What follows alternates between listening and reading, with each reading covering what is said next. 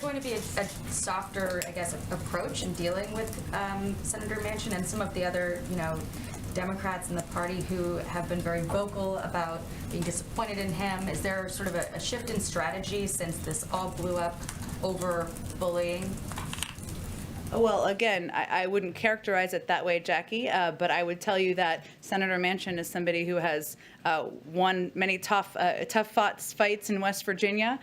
He comes proudly from a coal mining family. He's a pretty outspoken advocate for the things he believes in and the things he doesn't. And I would doubt he's a withering flower on the side of the road. So. Is Build Back Better being dead in the water the reason for extending the student loan moratorium? Well, we would disagree with that characterization, as I think nearly every member of the Democratic caucus would as well, and we're forging ahead to get it done. I just gave you an overview of why the student loan extension. Obviously, we're still battling a pandemic. We know that borrowers across the country, even as the economy has made progress, are still grappling with them, and this will give them a little bit more relief, and that hence is why the president and the vice president made this decision. Go ahead, Memoli. Continuing on Build Back Better, up until last week when Senator Schumer was moving toward a vote by the end of the year, you had been deferential, saying the White House supported the strategy outlined by the majority leader.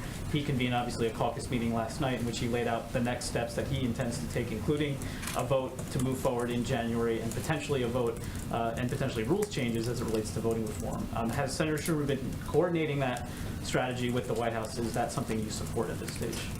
We coordinate very closely with Leader Schumer and work with him on legislative agendas, how to get things done, when to get things done, and work in partnership. And what the president's belief is on voting rights is that if the Republicans continue to obstruct, then we are going to look at what needs to be done to get it done. We're not quite there yet, but we, of course, will continue those discussions with Leader Schumer. You support the idea of moving ahead with a vote in January, even as talks with Senator Manchin might still be in an early stage of trying to build it back together. Oh, that was good. That was good there.